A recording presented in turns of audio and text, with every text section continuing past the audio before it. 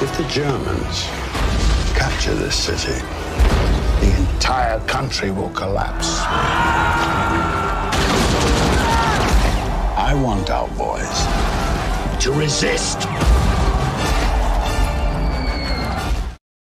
Assalamualaikum guys. Oke, kembali bersama Mimin. Kali ini mari kita bahas film yang berjudul Enemy at the Gates tahun 2001, mengisahkan kengerian perang antara Soviet melawan Jerman di Stalingrad, di mana pasukan merah dari Rusia semakin diambang kekalahan dan hanya bergantung kepada satu orang yang menjadi harapan terakhir mereka. Oke guys, siapkan mental kalian sebelum nonton dan langsung saja genjot ke plotnya. Berlatar di pegunungan Ural, Rusia, seorang anak muda yang bernama Vasily tampak sedang latihan berburu bersama kakeknya. Vasily kecil selalu diajarkan cara membidik target dari jarak jauh oleh kakeknya, mengingat kakeknya sendiri ialah veteran. Setelah 15 tahun kemudian, Vasily telah tumbuh dewasa dan bergabung dengan prajurit Tentara Merah Soviet. Setahun setelah invasi Jerman kepada Soviet pada tahun 1941, tim Tentara Merah Soviet mendapat tugas untuk dikirim ke garda terdepan dalam pertempuran Stalingrad. Ketika itu, pasukan merah termasuk Vasily berangkat melalui kereta api. Pada tahun 1942 ini, pasukan Nazi Jerman berhasil menguasai seluruh daratan Eropa, termasuk benteng terkuat dari Soviet. Tentara Nazi terus memperluas kekuasaan hingga sekarang, dan hanya ada satu daerah perbatasan terakhir yang tersisa, yakni di Stalingrad, di mana jika batas Stalingrad ini berhasil dibobol Jerman, maka daerah penghasil minyak bumi terbesar dunia, yakni Kaukasus, akan dikuasai Jerman dan Soviet akan sepenuhnya runtuh. Akhirnya pada 20 September 1942, pasukan merah tiba di Stalingrad untuk siap bertempur. Vasily dan lainnya tampak ragu karena baru pertama turun ke medan perang. Namun sang kolonel Rusia dengan keras memaksa pasukan untuk dikirim menyeberangi sungai menggunakan kapal, di mana hal itu sebenarnya sangat membahayakan nyawa pasukan. Tanpa kesiapan dan strategi yang matang, pasukan mulai menyeberang dengan penuh kepanikan. Vasily menyaksikan kengerian ribuan daging manusia yang mengambang di sungai, yang menggambarkan betapa kejamnya peperangan ini. Sementara komandan terus memotivasi pasukan merah agar mereka percaya diri di tengah perondongan senjata yang diluncurkan Jerman. Bom-bom terus berjatuhan membunuh ribuan pasukan merah yang menyeberang tanpa senjata. Melihat tim yang terus berjatuhan di perondong tembakan itu, banyak dari pasukan merah yang ketakutan dan kabur melompat dari kapal. Namun komandan dengan keras mencegah mereka untuk mundur, lalu menembaki siapapun yang mencoba untuk melarikan diri. Untungnya Vasily masih bertahan di kapal, dan sampai akhirnya mereka tiba di kamp Soviet di pinggir kota Stalingrad. Di sana tampak korban-korban yang terluka parah dengan sia-sia. Mereka di sana hanya dipaksa untuk nekat tanpa bekal apapun. Senjata pun terbatas, dan para pasukan merah pun mulai berebut untuk mengambil senapan jika mereka tak ingin berangkat dengan tangan kosong. Sayangnya Vasily tak kebagian senjata dan hanya diberi peluru saja, sehingga dia pun dipaksa berangkat dengan tangan kosong. Ribuan pasukan pun mulai diberangkatkan menuju tengah kota Stalingrad yang telah hancur diinvasi Jerman. Semua berbaris untuk bersiap menyerang, sedangkan Vasily mulai panik karena dirinya sangat membutuhkan senjata yang merupakan keahliannya dari kecil. Di sini komandan menyerukan motivasi, dan hura, pasukan merah pun melangkah ke depan untuk menyerang. Di tengah pasukan merah bergerak maju, pasukan Nazi memilih bertahan dan menyerang mereka dengan peralatan canggih. Pasukan merah banyak yang tumbang, sementara Vasily terus mencoba merebut senjata, namun dia selalu gagal. Pasukan Nazi pun mulai meluncurkan senjata otomatis dan bom mereka, di mana hal ini hampir menghabisi semua pasukan merah. Akhirnya banyak dari pasukan merah yang memilih menyerah dan berbalik arah. Namun perbuatan itu sangat dibenci oleh komandan Rusia, sehingga siapapun yang berbalik arah maka mereka akan ditembak mati. Pilihan mereka hanya dua, yakni mati berjuang atau mati mengalah. Tanpa waktu lama kondisi pun mulai hening. Ribuan pasukan yang dikerahkan Rusia mulai tumbang. Pasukan Nazi pun angkat bicara, di mana mereka mengajak perdamaian dengan menyuruh pihak Rusia untuk menyerah dan bergabung di bawah Jerman. Sementara itu, sebuah mobil yang membawa koran melintas dan akhirnya dilumpuhkan oleh tank Jerman. Sang sopir kabur dan bersembunyi di tengah ratusan mayat pasukan Rusia. Dia bernama Danilov, yang berpangkat sebagai komisaris Rusia, yang bertugas menyebarkan berita propaganda untuk masyarakat Stalingrad. Ketika pasukan Nazi datang untuk berpatroli, dia berkamuflase sebagai mayat. Walaupun ketegangan semakin memuncak ketika para Nazi memberondong tembakan mayat-mayat di sekitarnya untuk memastikan kematian mereka. Untungnya dia lolos, lalu mengambil sisa senapan dan membidiknya ke arah petinggi Jerman yang sedang bersantai. Apesnya peluru itu kosong, namun Vasili yang ternyata juga sembunyi di sana tiba-tiba muncul untuk membantu Danilov. Vasili meminta senapan itu, lalu dia mulai mengisinya dengan amunisi yang ia bawa dan mulai membidik para petinggi Jerman. Vasili dengan cerdas memanfaatkan kerasnya ledakan bom yang melanda agar suara tembakannya tersamarkan oleh ledakan. Bom pun akhirnya terdengar, lalu bersamaan dengan itu Vasili pun langsung membidik 4 petinggi Jerman itu.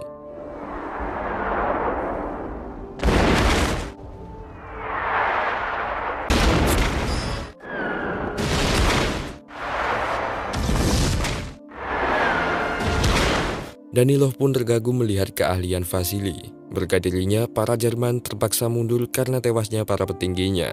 Selanjutnya, Vasili dibawa Danilov menuju markas percetakan korannya. Di sana dipenuhi dengan koran yang berisi propaganda untuk memotivasi rakyat Stalingrad agar mereka tidak kabur dari kota. Munculnya Vasili membuat Danilov bangga karena dia akan berencana untuk membuat propaganda bahwa penembak jitu Soviet telah muncul dan siap untuk memukul mundur para Jerman. Sementara itu, di pelabuhan Stalingrad, wakil dari pemimpin Uni Soviet, yakni Nikita Khrushchev, tiba di Stalingrad untuk memantau kondisi pertahanan di sana. Dia melihat rakyat Stalingrad yang berusaha kabur dari kota mereka, namun Nikita melarang keras mereka untuk keluar dari wilayah kota. Nikita mengumpulkan semua komisaris Uni Soviet dengan marah karena mereka gagal mengalahkan Jerman. Namun salah satu komisaris menentang bahwa dia tak sanggup melawan karena alat-alat canggih yang dibawa Jerman. Seperti sumpah para prajurit, Nikita memberinya pistol untuk melakukan bunuh diri daripada mengaku menyerah. Komisaris itu pun tewas bunuh diri. Sementara Nikita mengambil komisaris lain untuk memotivasi mereka. Dia menjelaskan bahwa kota Stalingrad merupakan kota suci dan kota paling disayangi oleh pemimpin Uni Soviet, yakni Joseph Stalin. Maka dari itu mereka harus berusaha keras untuk mempertahankan kota ini. Semua hanya bisa tunduk di tengah tak berdaya, kecuali Danilov, yang ketika itu memberikan usul bahwa dirinya bisa membuat propaganda yang bisa membuat mental Jerman down. Danilov mempunyai pahlawan penembak jitu, yakni Vasili. Dan dia siap menyebar berita ke seluruh kota untuk membangkitkan semangat rakyat Stalingrad. Nikita pun setuju dengan usulan Danilov. Dan segera setelah itu, Danilov mulai menerbitkan kisah-kisah heroik tentang kehebatan Vasili di surat kabar maupun koran di sana. Tentunya berita gembira itu sangat memotivasi rakyat untuk melawan Jerman. Dan tak lama setelah berita menyebar, Vasili dan Danilov pun mendapat pangkat dan dimasukkan ke divisi penembak jitu. Vasili dan tim menembak lainnya mulai bertugas dan banyak menumbangkan para pasukan Jerman dengan efektif.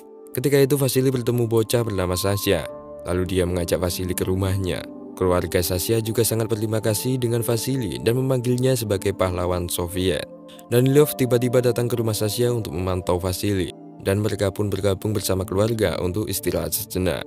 Seorang perempuan bernama Tania Selnova datang, lalu dia mengaku bahwa ia pernah melihat Vasili di awal keberangkatan perang. Ternyata Tania juga bertugas sebagai tentara lokal di kota Stalingrad. Sementara itu, di kubu Jerman, seorang mayor penembak jitu Jerman yang bernama Erwin Konig dikerahkan untuk mencari dan membunuh Vasili. Di sini Erwin Konig akan berencana membuat jebakan untuk membunuh Vasili. Akhirnya pada esok harinya, Vasili mendapat kabar bahwa terdapat kekacauan di pusat kota. Vasili pun berangkat bersama rekan penembaknya. Sementara itu, kekacauan itu ternyata sengaja dibuat oleh komplotan Jerman untuk mengundang Vasili. Setiba di lokasi, Vasili berhasil membidik musuh di lantai atas gedung.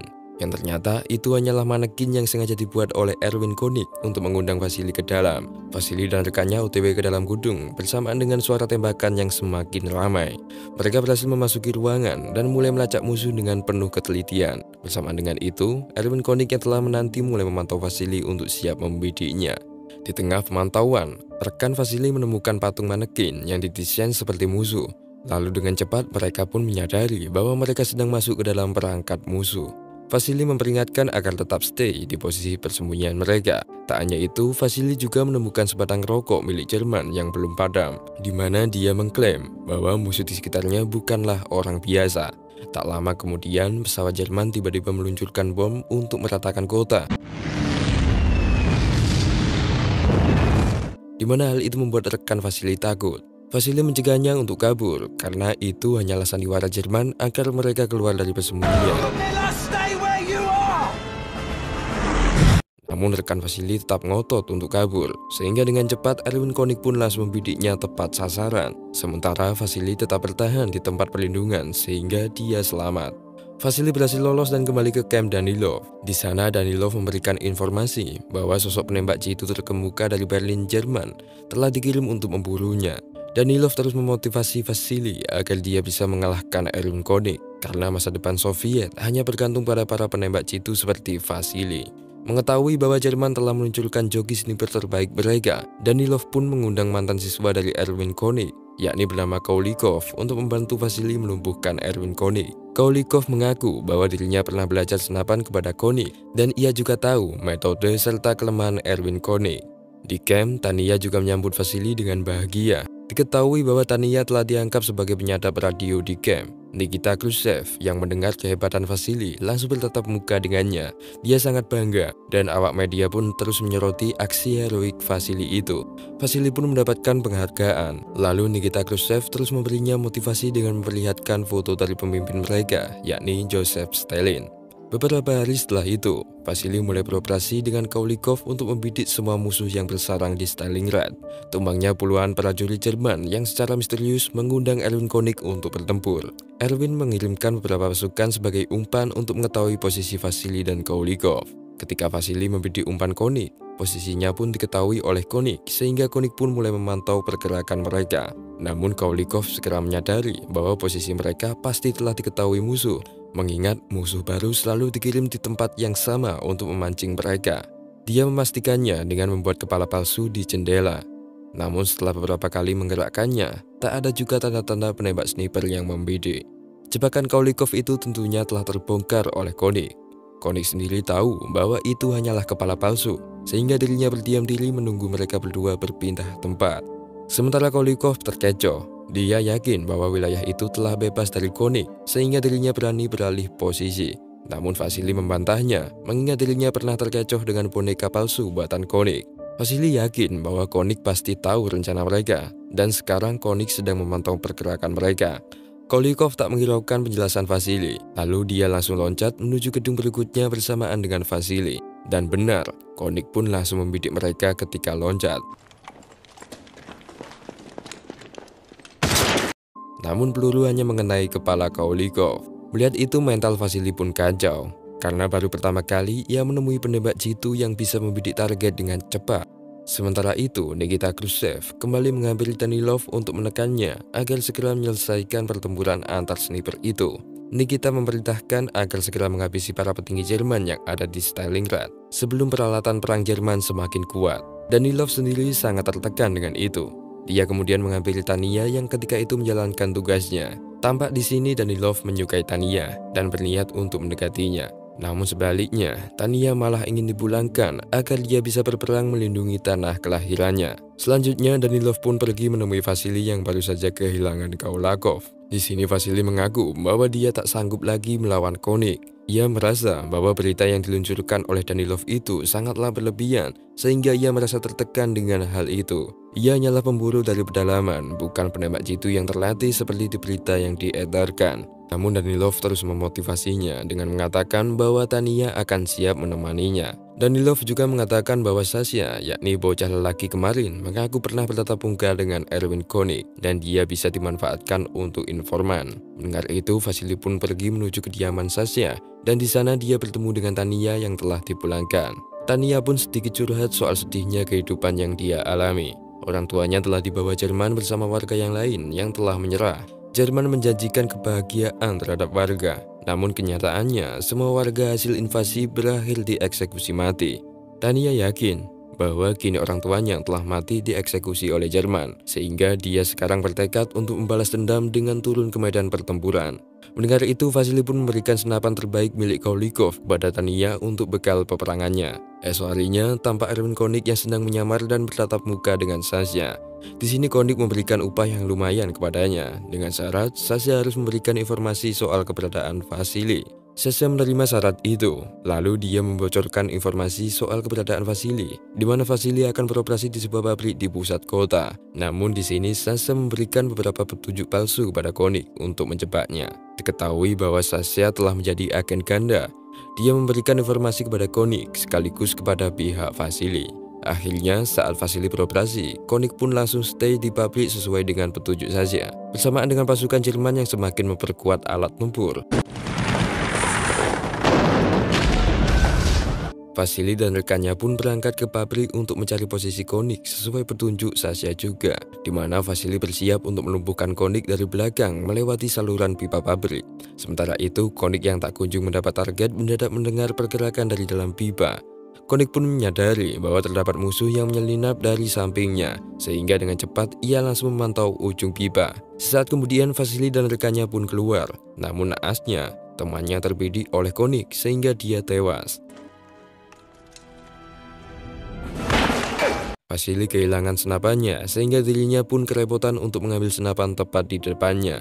Tali dan kail pun ia manfaatkan untuk meraihnya. Namun karena skill bidikan Koenig yang luar biasa, kail yang digunakan Vasily pun putus seketika. Sesaat kemudian gempuran Jerman pun kembali melanda sampai mengacaukan suasana. Sementara para pasukan di camp pun mulai berhamburan dan ia dengan cepat ingin memulai serangan, namun dicegah oleh Danilov dengan dalih bahwa dia sangat membutuhkan Tania untuk meretas informasi pada jaringan Jerman. Namun Tania menolak Danilov dan sesaat pengawas Vasily pun datang untuk memberitahu bahwa Vasily sedang terjebak di tengah pabrik. Dengan cepat Tania pun berangkat ke lokasi sesuai petunjuk informan itu, lalu ia berakhir di ujung pipa dan bertemu dengan Vasily. Mereka berdua bekerja sama dengan hati-hati, di mana Vasily memerintahkan Tania untuk menegakkan pecahan kaca di sampingnya guna untuk mengacaukan pandangan Koenig. Akhirnya sinar kaca pun terpantul dan membuat Koenig silau. Momen itu Vasily gunakan untuk meraih senjatanya dan membidik Koenig, namun meleset dan hanya melukai tangannya. Setelah pengeboman mereda, Koenig kembali menemui Sasha untuk kembali menggali informasi soal Vasily. Dan ketika membersihkan sepatunya, Sasha tak sengaja menemukan petunjuk di sepatu Koenig. Sementara di kamp Soviet, semua berpesta karena Vasily berhasil selamat dan memukul mundur Koenig. Ketika malam, Tania pun mengungkapkan cintanya kepada Vasily, dan di sana mereka saling suka dan bergenjot sejenak. Esoknya, Vasily pergi ke percetakan Danilov, di mana ia sangat keberatan jika berita propaganda palsu itu terus diterbitkan. Berita perang antar sniper semakin populer di masyarakat, sehingga dua kubu pun hanya bergantung kemenangan kepada dua sniper itu, yakni Vasily dan Koenig. Vasily semakin marah ketika tahu bahwa ternyata Sasha dijadikan Danilov sebagai mata-mata ganda. Mereka berdua berdebat, namun akhirnya Vasily pun menuruti apa kata Danilov demi kemenangan negaranya. Pada operasi selanjutnya, Vasily diantar Sasha menuju lokasi yang kemungkinan besar sering dilewati Koenig, di mana sebelumnya Sasha telah menemukan pasir kuning di sepatu Koenig, yang tak lain hanyalah jalan di tepi pabrik. Vasily pun stay di pinggir rute Koenig untuk siap membidiknya ketika dia lewat. Namun setelah semalaman memantau, pada paginya ketika Koenig lewat, Vasily malah tertidur dan melewatkan kesempatan terbaik itu. Sampai menjelang siang, perang pun dimulai dan banyak mengorbankan pasukan Soviet. Sementara Koenig yang mencari target hanya melihat pasukan Jerman yang ketika itu sedang menjarah perhiasan di barisan mayat Soviet. Koenig semakin kaget ketika dia menyaksikan penemuan identitas dan kalung Vasily di antara mayat di dekat posisinya, di mana ternyata Vasily berpura-pura mati di sana. Penemuan itu membuat unggul Jerman karena mereka yakin bahwa Vasily telah tewas dengan bukti yang ditemukan. Lalu berita pun diterbitkan bahwa Soviet telah kalah karena terbunuhnya Vasily. Namun Koenig tak yakin jika Vasily tewas. Dan ia juga mulai curiga bahwa Sasha telah membocorkan informasi soalnya, karena di setiap operasinya, posisi Vasily selalu dekat dengannya. Untuk menguji kesetiaan Sasha, Koenig kembali menemuinya, di mana Sasha terlihat sedih setelah mendengar berita bahwa Vasily telah tewas. Selanjutnya, Koenig sengaja membocorkan keberadaannya kepada Sasha, di mana Koenig akan pergi ke sebuah stasiun. Dan benar, ketika dia sampai di stasiun, Koenig pun melihat Vasily dan Tania di sana. Koenig menahan bidikannya karena posisinya telah dikunci oleh Vasily. Namun di lain sisi, Vasily malah berkencan dengan Tania. Danilov yang selalu memantau Vasily pun kecewa setelah melihat Vasily yang meninggalkan tugasnya hanya untuk berkencan. Sekaligus ia juga cemburu karena Tania lebih memilih Vasily daripada dia. Hingga pada esoknya, Danilov pun menulis berita baru yang berisi bahwa Vasily telah berkhianat. Bersamaan dengan itu, Sasha kembali bertatap muka dengan Koenig. Namun Sasha harus berakhir tragis karena dirinya digantung mati oleh Koenig karena pengkhianatannya. mayat Sasha terlihat oleh Tania dan Vasily, sehingga Tania dengan cepat pergi ke rumah Sasha untuk mengamankan ibu Sasha bersama Danilov. Sementara Vasily menetap di posisinya. Semua warga pun dievakuasi karena Jerman semakin maju ke depan. Namun di tengah perjalanan, Tania berakhir tewas setelah terkena bom. Sebelum dia diamankan ke kapal, ibu Sasha menuliskan pesan bahwa dirinya selamat dan dievakuasi. Sementara Danilov pergi menyelinap untuk menemui Vasily dan memberitahukan bahwa Tania telah tewas. Berita buruk itu memotivasi Vasily untuk membunuh Konik. Dia yakin bahwa Konik pasti masih memantaunya di sekitar rel itu. Untuk menebus kesalahannya atas berita Vasily yang terlalu dilebih-lebihkan, Danilov pun mengorbankan kepalanya sebagai pancingan bidikan Konik. Danilov pun tewas terbidik oleh Konik. Namun berkat dirinya, Vasily menjadi tahu posisi Konik. Sementara Konik sendiri yakin bahwa bidikannya itu mengenai kepala Vasily. Sehingga dengan santai ia pun kembali ke camp. Namun tanpa ia sadari, Vasily yang masih hidup pun muncul ketika Konik lemah. Akhirnya, Konik yang tak berdaya pun tewas terbidik oleh Vasily. Kematian penembak jitu andalan Jerman membuat Vasily leluasa untuk membunuh pasukan Jerman secara efektif. Sehingga 2 bulan kemudian, pasukan Jerman pun mengaku menyerah. Vasily pun pergi ke kamp pengungsian setelah melihat surat ibu Sasha untuk mencari informasi tentang Tania. Dan beruntung, ternyata Tania masih hidup dan dirawat dengan baik di sana. Mereka pun kembali bersatu di tengah kemenangan Stalingrad. Di akhir film dijelaskan bahwa Vasily mendapatkan gelar The Order of Lenin dan dinaikkan pangkatnya sebagai pahlawan Uni Soviet. Sampai sekarang senapannya bisa dilihat di Museum Stalingrad sebagai simbol kemenangan pada penjajahan Nazi Jerman. Oke guys, itulah alur lengkap dari film Enemy at the Gates. Film ini diambil dari kisah nyata, namun banyak juga yang mengkritik bahwa cerita di film ini tidaklah sepenuhnya akurat sesuai dengan sejarah. Oke guys, terima kasih telah menonton dan jangan lupa lihat alur film yang unik-unik lainnya.